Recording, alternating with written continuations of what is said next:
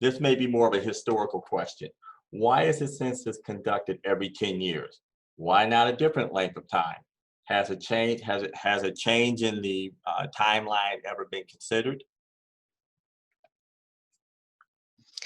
So my understanding is that it's just always been every 10 years, right? In the Constitution, they said every year ending with a 0.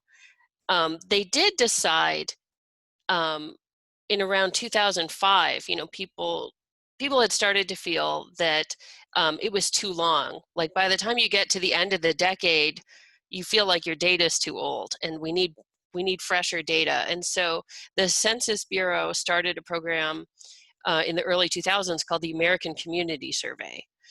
And so that provides annual data so that we are able to get annual data. It's not as much, and it doesn't, they're not asking as many people, so it's not as big of an effort. It's a sample survey, but it is a way to get more frequent data.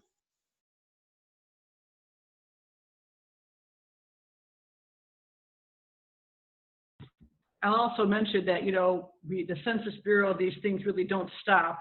And, when you get the American Community Survey in intermittent years, if you're lucky, I wish I was lucky to be part of that sometime, they will also do follow-up to make sure that that is answered too. Okay. If anybody has any questions they want to pose directly, they're certainly we're certainly happy to unmute you, or you can unmute yourself and you can ask directly. All right. Yeah, I have a question. Go ahead. So about the, I think he just muted himself again. But Matt? I think that was Matt. All right. And until Matt comes back, this is a demographic question. Can you say anything about the way race is represented on the census? And you kind of answered this question already. What changes what changes would you add, subtract to the race categories, for example? Attack helicopter.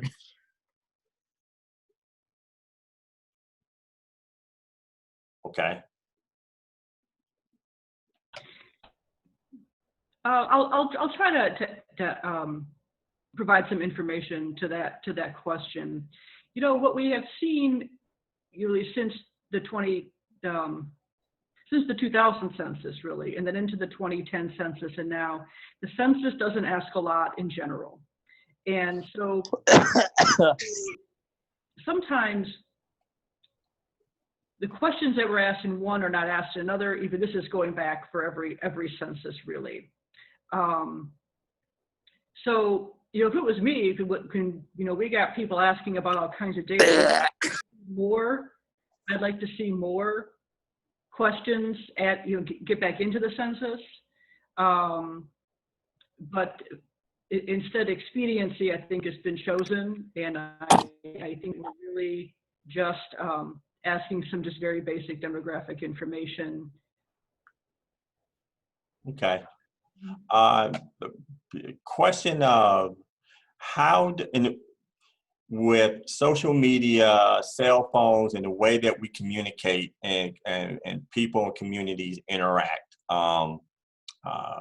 differently over time and in a relatively short period of time, has the approach to the census and data gathering changed as the way people communicate and interact changed? Yeah, this is the first year that we can fill out our census form online, and you can do it over the phone. Previously, it was a form that got mailed to your house. And it'll be interesting to see if this changes the response rate. Because in previous years, when it was a print form, younger people had lower response rates, and hopefully those will be better this year. Okay. You know, I've been thinking about this today, and I've been thinking about, you know, people's connectivity that they have. And, you know, we've seen some things, you know, at Wayne State from the student population that, you know, when everybody had to leave campus and, you know, as students or staff work from home, it was not always as easy for people to stay connected. And I'm thinking of that, you know, when I fill out the census, you know, I want to use, you know, a laptop, but, you know, not everybody may have that. But you know what about using smartphone? I mean, there is a mobile interface where you can fill out your census form in the mobile interface. A lot of effort has been put into this, but I didn't do it that way. So I wonder how easy that is. At the same time, it maybe is something that I have to learn how to do better, because as we're going to be encouraging, you know, friends and neighbors to fill it out, that might be the one piece of technology that they have access to most readily, and we want it to be completed through any way possible. All right. The next question is political. Michigan is in jeopardy of losing a congressional seat. The commission also draws congressional districts if needed. I suppose the commission redraws lines even if we do not lose a seat, but populations have shifted measurably. So basically, how is the Michigan's representation in office in Washington going to be impacted by what comes out of the census?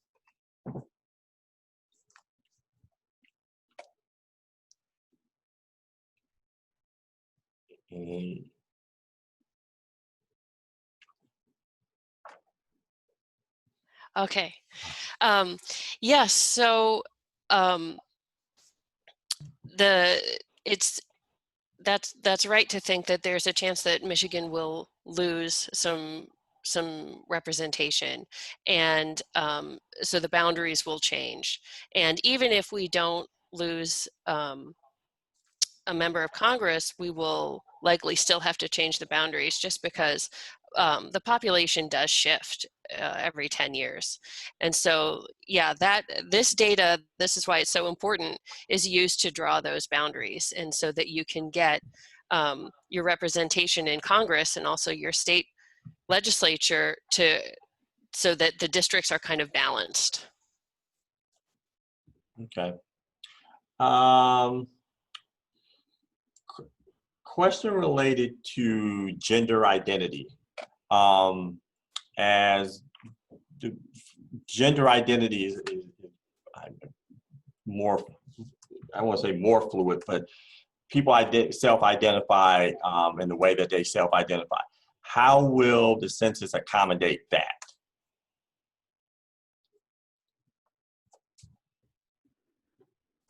Anybody?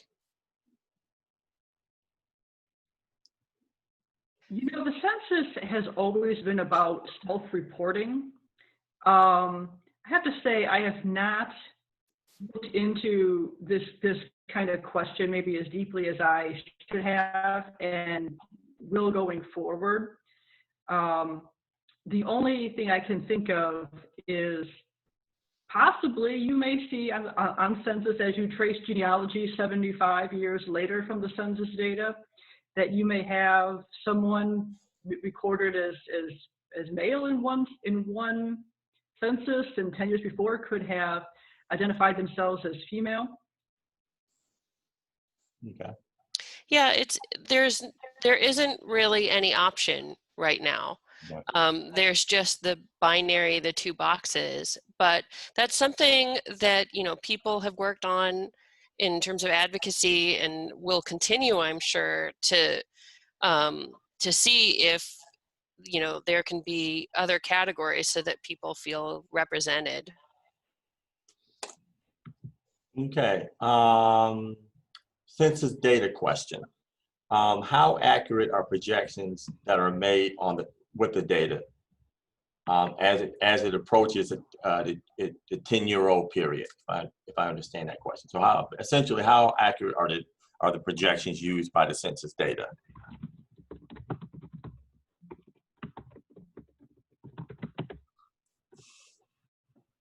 I always, when I talk to the students and the community about using census data, I always say that there are like statistical geniuses working back at the Census Bureau, and they take this 100% count data from the decennial census, and they really use that to help build the estimates from the sample counts that they take in various other surveys in intervening years. And I'm just going to say that's how I phrase it. Okay. All right. Are there any questions from our participants for Monique and Catherine? Looking at our chat box here.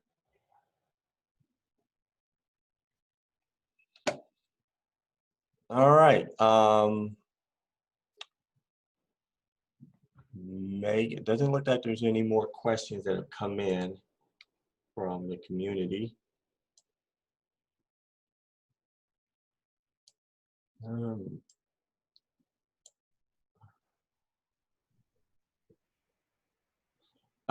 Yeah, another question. If the census is so basic, how is it so important? I think that, yes, I was the one that was saying that it's really basic at this time. Mhm. But a lot of it just has to, is you never really want to show, I guess, the population of your area has gone down. The state of Michigan itself, went down 10 years ago. And when things are in decline, when populations are in decline, again, it ends up affecting your congressional representation from your state. And it can also become even more, affect your representation at a more local level. Right. Okay. Another question, where can I find very old census data?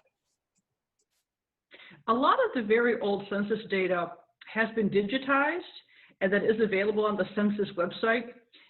Even when I do it sometimes, I just Google, I'll say, Michigan, 1960 census or something, and find things that find it that way.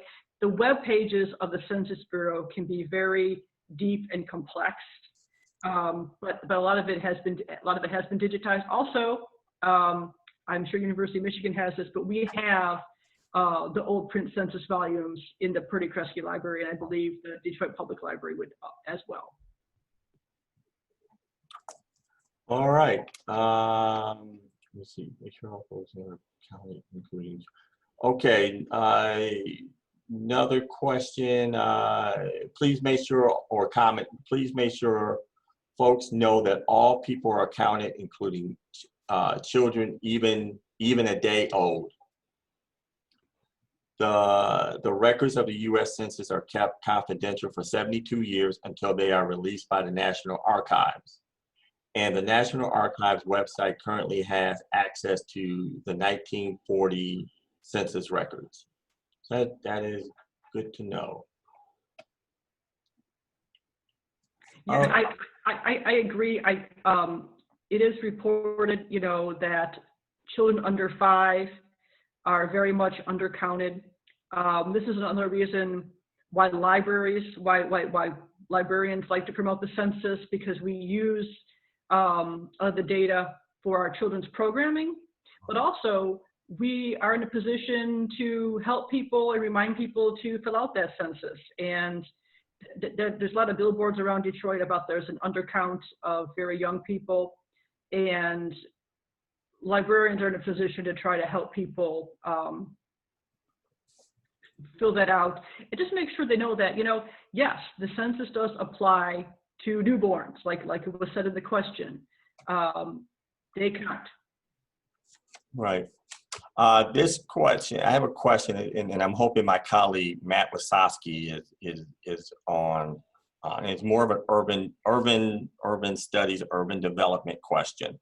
If the census tells us that a population in a particular region is declining over a period of time, what is the impetus to invest in that region and in that area if you know that over time the population is going to decrease. How is it, and again, it's more of an urban studies, urban planning question, but how should we look at that in terms of investment?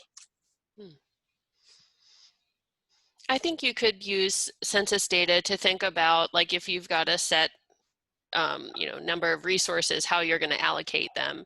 And in a population maybe where the population is declining, maybe it's an older population, then maybe you think about, well, what services do we need for them? I think it just probably would be really useful in terms of urban planning to have an understanding of like where things are going. And I think you could use this data for that. Okay. I think there are always interesting things that are uncovered even when you're in a geography that is said to be on the decline in population. And I think, again, once you look at some of these the age categories or other categories of even, again, an aging population, there can be an investment. It's an investment opportunity for certain services. So I have to say that's what I have found in my years working at Wayne State, that when we start diving into whether it's a zip code, a neighborhood, and looking at the census data from those areas, there's still pretty interesting things to uncover. Okay. Along that lines, periodically, the United States has sponsored or experienced large influxes of immigrants from different parts of the world. And kind of along the lines of the question I just posed about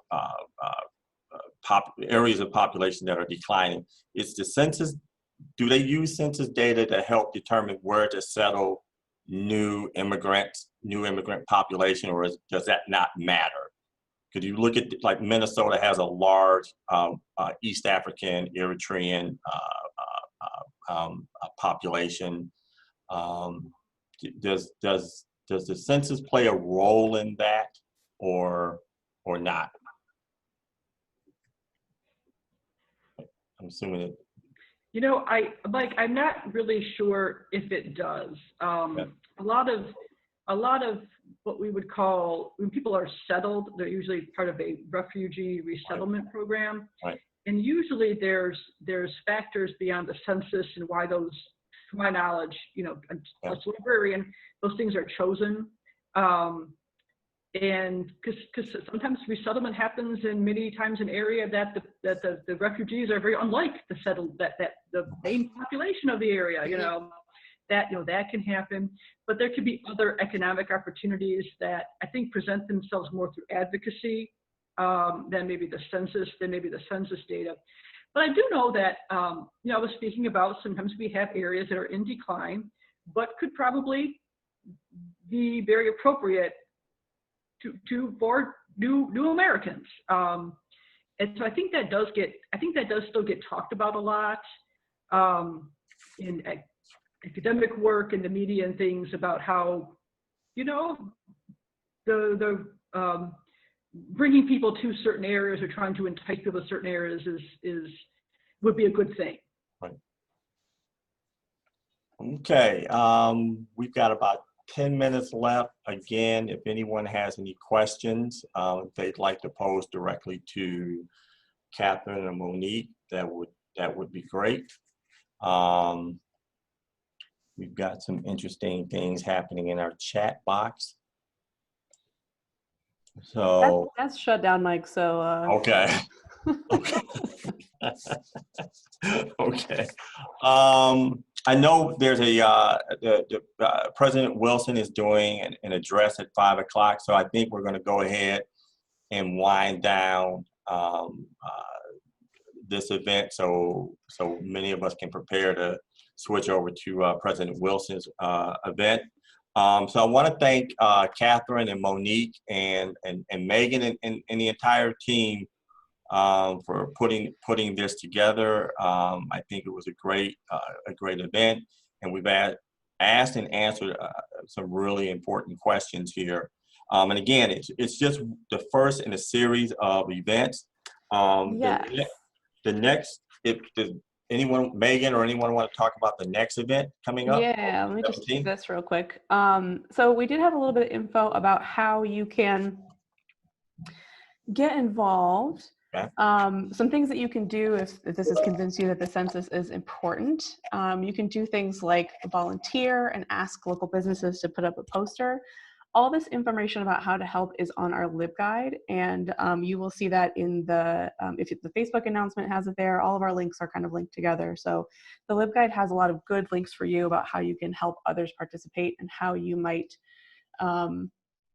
get things going in your local area. And then we also have the next event that's going to be happening is on June 17th. We're going to do that one in the morning, so that if this timing didn't work for you, if you're listening to this recording, then perhaps that makes more sense for you. And it's going to be about how the census data is used in mapping and GIS efforts. So we're going to be featuring Alex Hill, who works with Wayne State Center for Urban Studies, which I cut off somehow accidentally there, and then Michigan State Librarian Amanda Tickner to learn about her work with GIS and census data. Let me just, sorry, I have multiple screens here. Stop that. And then for those of you that are, sorry, I gotta delete another person here. Okay.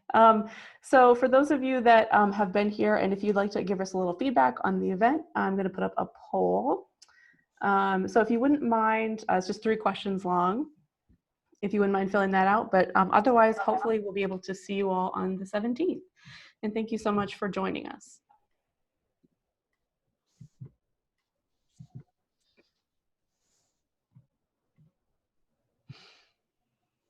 But that's the end once you fill out the poll. Thank you all so much for joining, and hopefully we'll see you on the 17th. Well, Megan and Mike, I just want to say thank you so much for putting together this program. And Monique, thank you. This has been a lot of fun for me. So I'm so glad you guys put together a whole series about the census. It's great. Yes, thank you, Catherine. And I was just filling out the poll, and the question was, did you learn anything new? And I responded, yes. Yes, that was me great. too. Especially some of the examples you were giving about the same-sex partners and things like that being more included this time around was. I'll have to use that example back at Wayne State. Yeah, awesome. Yeah, I feel like I learned a lot too. So thank you so much. Okay. All right. Thanks, everybody, and we will see you next time. All right. Bye.